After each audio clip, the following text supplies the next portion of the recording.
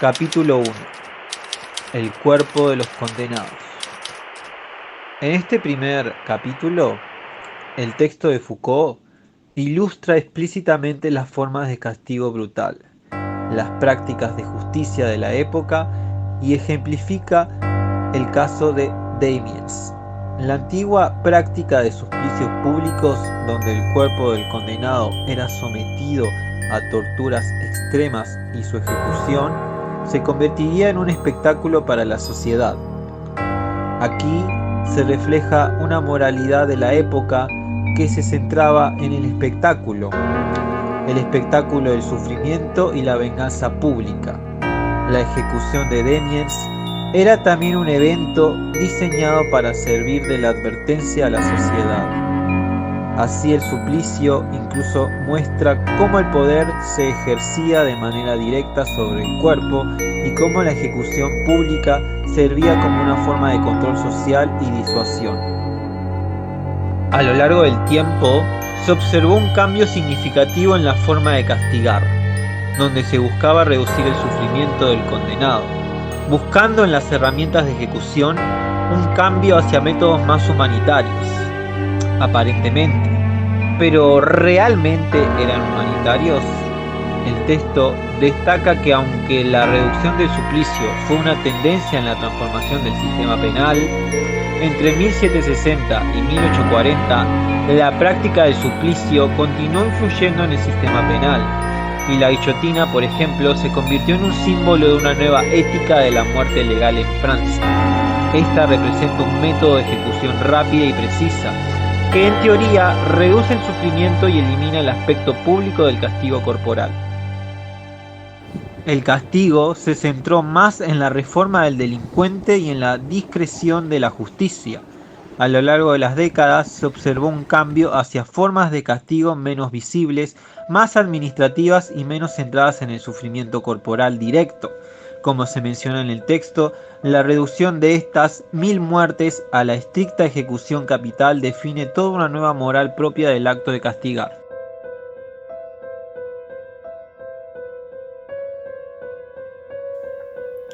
Este cambio no solo refleja una transformación en las prácticas penales, sino también en la percepción social del castigo y en cómo reacciona la sociedad a los mismos o cómo los ve. En lugar de enfocar el poder en el cuerpo del delincuente, las nuevas formas de justicia se orientan hacia la reforma del individuo y su integración en el sistema social, eliminando el aspecto más teatral y salvaje del castigo corporal. Así describe entonces el autor la concepción de utopía del poder judicial, como el hecho de quitar la existencia pero evitando el daño, privar los derechos sin hacer sufrir e imponer penas liberadas del dolor, lo que denomina el autor como penalidad incorporal. Se refiere Foucault a la desaparición de aquellas formas de penalizar y condenar, montando un espectáculo en el que se incluía el sufrimiento y la agonía del condenado, para dar pena de una única forma, igual para todos y de forma instantánea. Además de que el condenado ya no tiene que ser visto y así humillado, y de esta manera va desapareciendo el gran espectáculo de la pena física, se concluye del castigo, el aparato teatral del sufrimiento, es decir, se entra en la era de la sobriedad punitiva.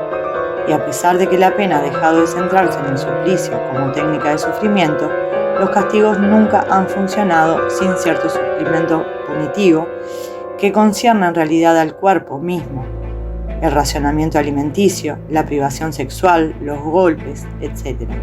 Por otra parte, tomando a Ruge y a Kirchner, la vinculación de regímenes punitivos con el sistema de producción siempre se vincula a los cuerpos, a su fuerza, a su utilidad, docilidad, distribución y sumisión.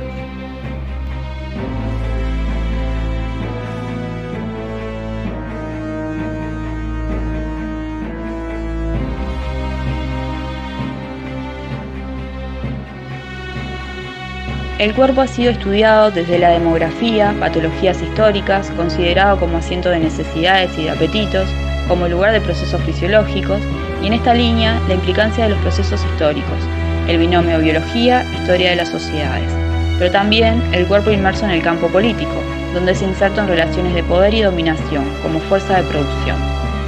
Pero ese sometimiento no se produce únicamente con el uso de la violencia. Existen cálculos, organización y técnicas, un determinado saber y el dominio como tecnología política del cuerpo. Entonces, si se ha producido un desplazamiento en el objetivo de la operación punitiva, ¿cuál sería ahora? Y la respuesta es que el castigo deberá suceder sobre el alma, es decir, un castigo que actúe sobre el corazón, la voluntad y el pensamiento. El alma, o subjetividades de las personas, definida como una construcción de la modernidad para disciplinar y normalizar individuos, también es central para la creación de normas que regulen conductas y comportamientos. No se nace culpable y castigable, pero sí hay una vigilancia del alma y una coacción. A partir de que la ley ha conseguido cierta solidez y estabilidad, se determina hasta qué punto está implicada en el delito la voluntad del sujeto.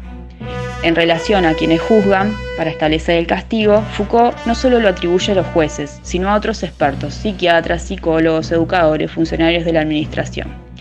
En este sentido, el autor propone considerar el castigo como una función social compleja, analizar los métodos punitivos con técnicas específicas del campo más general de los demás procedimientos, buscar una matriz común entre la historia del derecho penal y el de las ciencias sociales y examinar si la entrada del alma en la escena de la justicia penal no será un signo de transformación.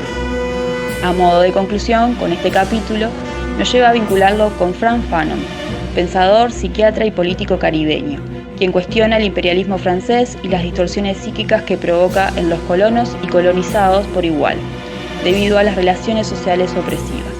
En el libro Los Condenados de la Tierra, en 1961, analiza cómo los cuerpos de las personas colonizadas son objeto de deshumanización y violencia, pero específicamente cómo esas experiencias moldean su subjetividad, la forma en que las personas perciben sus cuerpos y su lugar en el mundo. Muchas gracias.